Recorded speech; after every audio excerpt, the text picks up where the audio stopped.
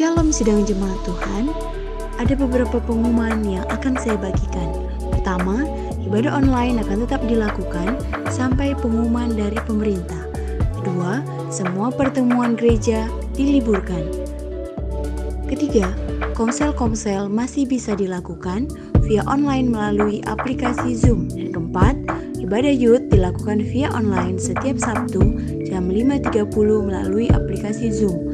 Kelima, ibadah anak dilakukan via online melalui channel YouTube Superbook Indonesia. Keenam, bagi Bapak Ibu yang memerlukan dukungan doa, bisa menghubungi Sekretariat GBAP atau DM di IG GBAP Robinson. Sekian pengumuman untuk kita semuanya. Tuhan Yesus memberkati. Shalom jemaat Tuhan. Kembali kita beribadah pada hari ini. Kita masih bersyukur Tuhan kita baik, masih memelihara kita sampai hari ini. Oleh sebab itu, mari sepakat kita tundukkan kepala kita berdoa bersama-sama memulai ibadah kita pada hari ini. Terima kasih Bapa yang baik, kami sungguh bersyukur atas pemeliharaan-Mu yang luar biasa. Kami percaya Roh Allah ada di tengah-tengah kami, dan kami percaya Tuhan, Engkau siap memberkati kami. Berkatilah ibadah kami dari awal, pertengahan hingga akhirnya. Kami percaya Engkau ada bersama dengan kami, dan Engkau berdaulat penuh atas jalannya ibadah kami pada hari ini. Hanya di dalam nama Yesus Kristus kami siap memuliakan nama-Mu. Kami siap menyembah Engkau, Allah kami yang hidup. Dalam nama Yesus Kristus. Haleluya. Amin. Mari kita bersama-sama, Bapak Ibu Saudara, kita angkat hati kita. Mari katakan bersama-sama, ya Tuhan, ya Tuhan, ku rindukan hadirat-Mu, memenuhi hatiku. Rohku sujud menyembah-Mu, ya Tuhan, ku rindukan hadirat-Mu, memenuhi hatiku. Rohku sujud menyembah-Mu. Katakan, biar awan kemuliaan-Mu turunlah memenuhi bait suci-Mu. Curahkanlah Roh Kudus-Mu, memenuhi hatiku. Kami rindu, ya Tuhan. Mari lebih lagi katakan, ya Tuhan, ku rindukan hadirat-Mu, memenuhi hatiku. Rohku sujud menyembah-Mu, ya Tuhan,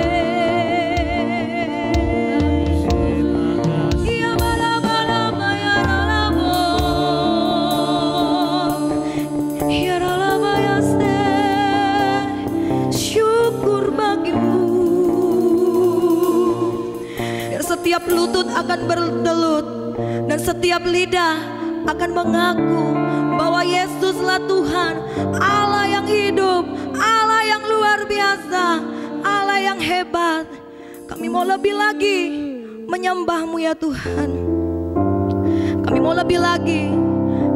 Kami percaya Roh Kudus-Mu yang berkuasa, Roh Kudus-Mu yang baharui kami Tuhan. Murnikan kami Tuhan, biar hanya Kau yang nampak dalam hidup kami. Terima kasih Yesus. Terima kasih Yesus. Mari lebih lagi Bapak Ibu Saudara, kita angkat hati kita bersama-sama. Katakan, kirimkan api-Mu, hujan dan minyak kudus-Mu, berhembuslah dan membuat terang. Kirim api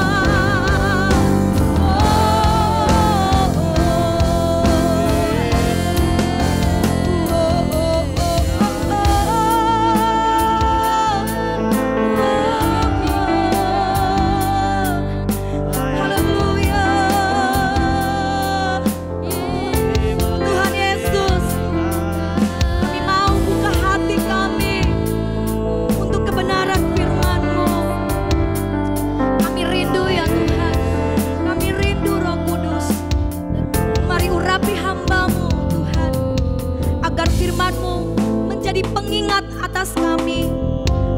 Biar firman-Mu menjadi kekuatan di tengah-tengah kami menghadapi pandemi COVID-19 ini ya Tuhan. Berbicaralah ya Roh Kudus, berbicaralah ya Roh Kudus. Kami siap, kami siap, kami rindu firman-Mu, kami rindu firman-Mu Yesus. Mari Bapak Ibu Saudara, kita bersama-sama mengangkat pujian sebelum kita mendengarkan firman Tuhan. Mari katakan bersama-sama, ku rindu sabda-Mu, ku rindu sabda-Mu, ku rindu firman-Mu, firman Tuhan Yesus yang heran dan berkuasa. Berfirmanlah Tuhan, oleh kuasa Roh-Mu, kepadamu kami berserah. Berfirmanlah, berfirmanlah, berfirmanlah Tuhan. Roh Kudus urapi hamba-Mu, berfirmanlah, berfirmanlah, berfirmanlah Tuhan.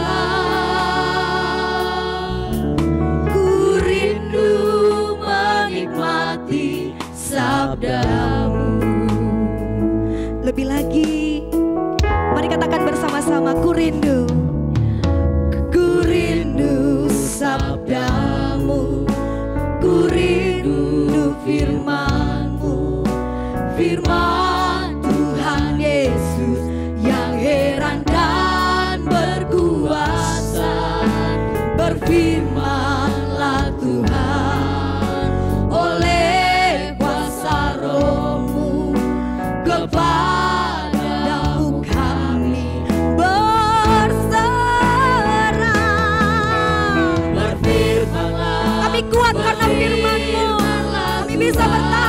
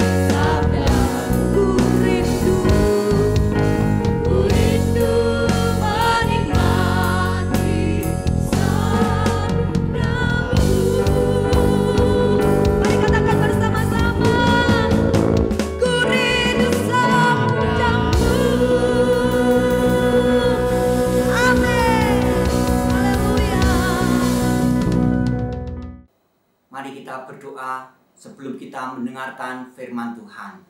Tuhan, kami bersyukur kepada-Mu pada saat ini. Kami ingin merasakan penyertaan-Mu Tuhan di dalam kehidupan kami. Seperti Engkau telah menyertai Ishak, sehingga penyertaan-Mu juga akan datang kepada kami sekalian. Kini tiba saatnya Tuhan, kami mau mendengarkan firman-Mu pada saat ini. Engkau kuduskan, Engkau sucikan diri kami masing-masing. Terima kasih Tuhan, kami menyerahkan semuanya ini hanya di dalam nama Tuhan kami Yesus Kristus. Kami berdoa. Amin. Puji Tuhan, Bapak Ibu Saudara yang terkasih di dalam Tuhan Yesus Kristus. Kita akan merenungkan firman Tuhan, yaitu mengalami penyertaan Allah. Kalau kita membaca di dalam Kejadian pasal yang ke-26 ayat 1 sampai 3 yang A, itu mengatakan demikian. Ishak di negeri orang Filistin. Maka timbullah kelaparan di negeri itu. Ini bukan kelaparan yang pertama yang telah terjadi dalam zaman Abraham. Sebab itu Ishak pergi ke Gerar kepada Abimelek, raja orang Filistin. Lalu Tuhan menampakkan diri kepadanya serta berfirman, "Janganlah pergi ke Mesir. Diamlah di negeri yang akan kukatakan kepadamu. Tinggallah di negeri ini sebagai orang asing. Maka aku akan menyertai engkau dan memberkati engkau." Bapak Ibu Saudara yang terkasih di dalam Tuhan, kita sebagai orang-orang yang percaya kepada Tuhan memang tidak luput dari problem, dari permasalahan yang terjadi di dalam kehidupan kita sekalian. Tetapi justru di dalam mengalami masalah-masalah kehidupan ini, justru kita akan mendapatkan penyertaan Allah. Seperti yang dialami oleh Ishak. Secara manusia, Ishak ini memang benar. Dia mencari jalan keluar. Karena pada waktu dia ada di Filistin mengalami suatu kelaparan. Dia mau pergi ke Mesir. Karena di Mesir ada makanan yang begitu berlimpah-limpah. Sehingga secara manusia, Ishak mau pergi ke sana untuk mencari makan. Tetapi Ishak ini tidak mau melakukannya. Oleh karena apa? Oleh karena Ishak ini dekat dengan Allah. Penyertaan Allah kepada Ishak yang pertama, yaitu Ishak ini dekat dengan Allah. Dia dengar-dengaran dengan Allah. Dia mengerti itu suara Allah. Allah melarang Ishak untuk pergi ke Mesir. Tetapi Allah menginginkan Ishak ini untuk tinggal selalu di tempat, yaitu sebagai orang asing di Gerar, di tanah orang Filistin. Bapak Ibu Saudara yang terkasih di dalam Tuhan, pastilah kehidupan Ishak ini bisa mengenal Allah oleh karena melalui proses di dalam kehidupannya. Dia bisa mendengar, dia bisa mengerti, itu bukan secara instan, tetapi itu terjadi terus-menerus. Maka penting bagi kita untuk dapat mengerti, untuk dapat belajar, untuk bisa dekat dengan Allah. Sehingga kita bisa mengerti itu suara Allah atau suara pribadi atau suara A si B. Bapak Ibu Saudara yang terkasih dalam Tuhan, saya pun juga pernah mengalami. Padahal itu saya tidak tahu itu suara Allah atau suara diri saya sendiri. Pada suatu saat dalam hati saya ada suara yang mengatakan, "Kamu pergi ke orang tersebut." Setelah itu beberapa minggu kemudian saya mendengar terjadi kepada orang tersebut. Kemudian untuk yang kedua kalinya, suara itu juga ada lagi, tetapi dengan orang yang berbeda. Allah pun juga mengatakan dalam hati saya, supaya saya pergi ke tempat si A. Kemudian saya dalam hati saya bertanya-tanya, apakah ini juga terjadi seperti orang yang pertama? Kemudian itu pun juga terjadi. Pada saat beberapa bulan kemudian itu terjadi. Bahkan ini pun juga terjadi bukan sekali, dua kali, sampai beberapa kali. Sehingga saya mengetahui bahwa kalau terjadi hal seperti itu, memang Tuhan menyuruh saya untuk mendatangi orang-orang tersebut, untuk mendatangi orang-orang yang sesuai dengan Tuhan perintahkan melalui hati saya. Memang Allah berbicara kepada orang itu bermacam-macam caranya. Ada yang didatangi seperti Ishak ini dengan menampakkan diri. Ada juga suara Allah melalui firman Tuhan. Ada juga suara Allah melalui yaitu hati kita, dan bermacam-macam. Di sini penyertaan Allah kepada Ishak. Oleh karena apa? Oleh karena Ishak begitu dekat dengan Allah, sehingga Allah itu menampakkan dirinya. Di dalam ayat yang kedua itu dikatakan, lalu Tuhan menampakkan diri kepadanya serta berfirman. Kemudian untuk yang kedua kalinya pun juga Tuhan menampakkan dirinya. Di dalam ayat yang ke-24, lalu pada malam itu Tuhan menampakkan diri kepadanya serta berfirman. Ini tanda buktinya bahwa Ishak dekat dengan Allah.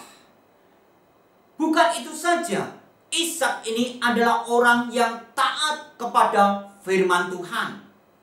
Kita perhatikan bagaimana Allah menyuruh Ishak ini untuk tinggal di negeri sebagai orang asing. Itu pun juga dilakukan oleh Ishak. Di dalam ayat yang ke-6 pun juga dijelaskan, jadi tinggallah Ishak di Gerar. Dia taat akan firman Tuhan. Dia taat akan perintah Tuhan. Meskipun hal itu bertentangan dengan hati nuraninya.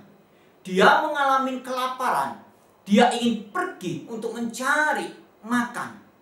Untuk mencari yaitu tempat yang begitu indah, yang begitu nyaman. Tetapi Allah melarang Ishak. Apa yang dilakukan oleh Ishak? Ishak ini taat.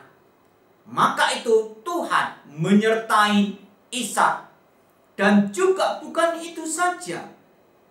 Ishak ini adalah orang yang bisa dikatakan suka berdamai. Tidak sakit hati. Tidak pendendam. Pada waktu Ishak ini mengalami suatu permasalahan, dia tetap rendah hati. Dia tetap berdamai.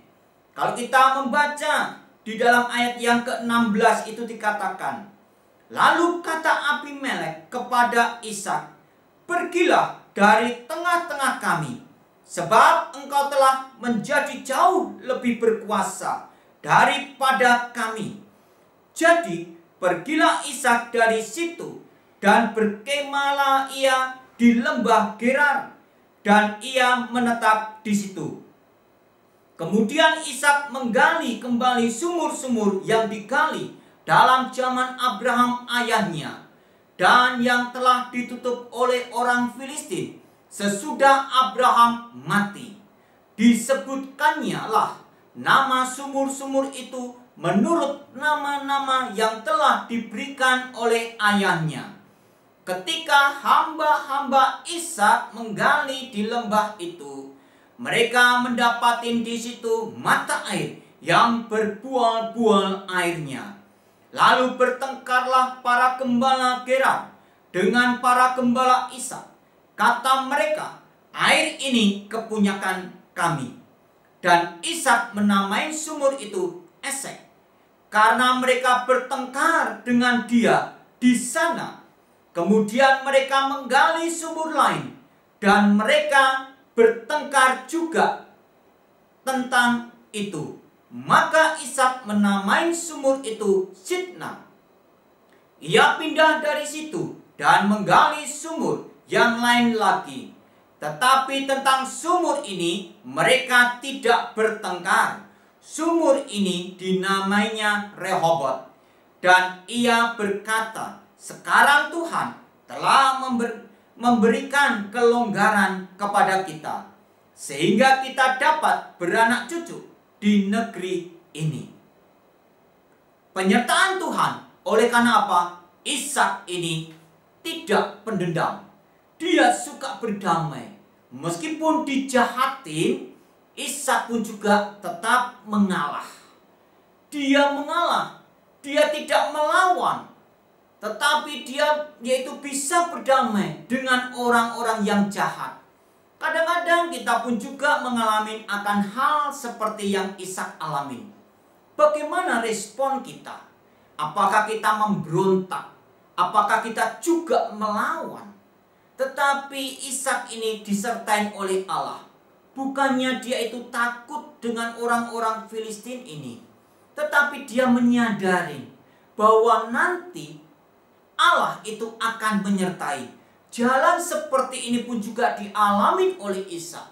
Tetapi Ishak ini dia bisa dikatakan suka berdamai.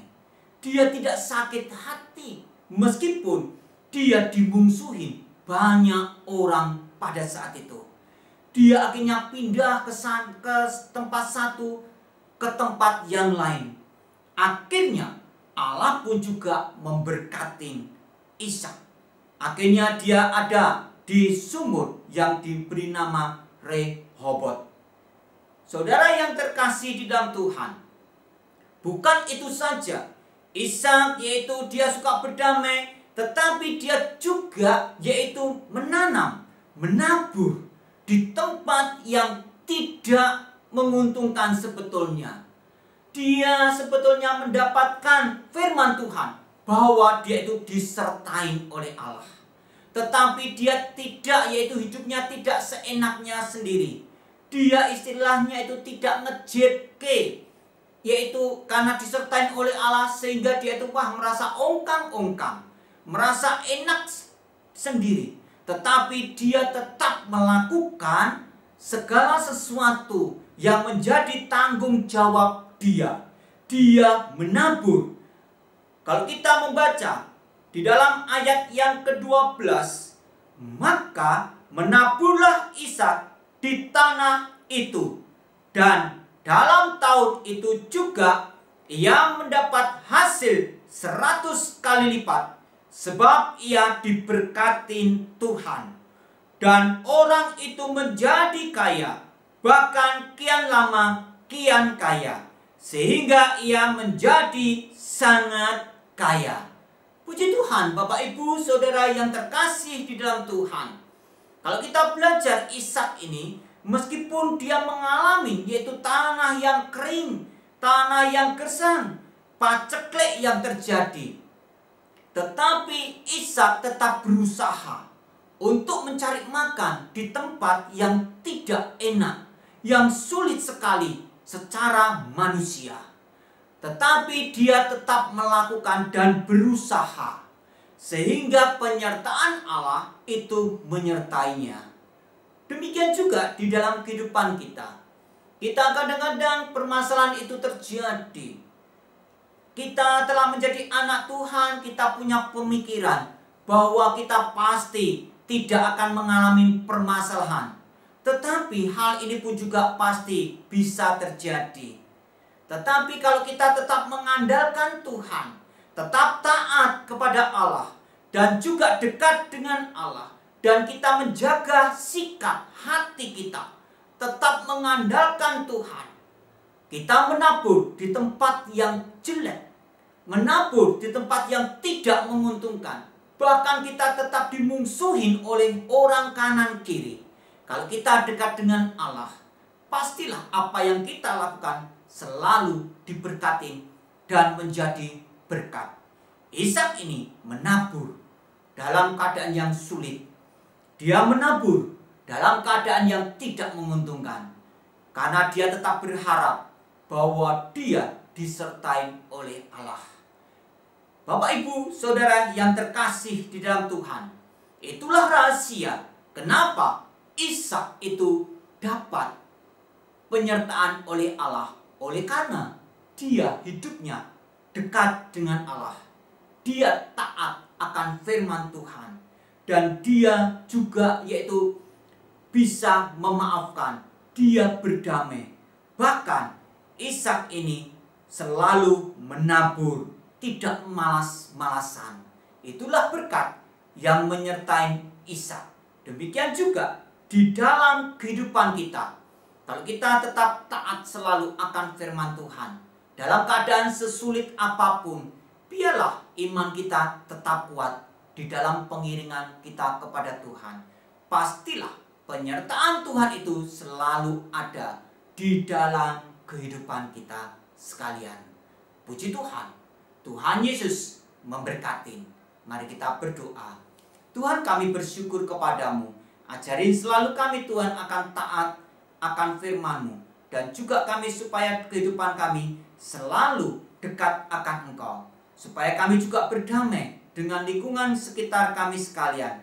Dan kami tetap melakukan pekerjaan yang telah Kau percayakan kepada kami. Sehingga kami tetap menabur di dalam masa-masa yang tidak menguntungkan. Tetapi penyertaan-Mu akan selalu ada di dalam kehidupan kami.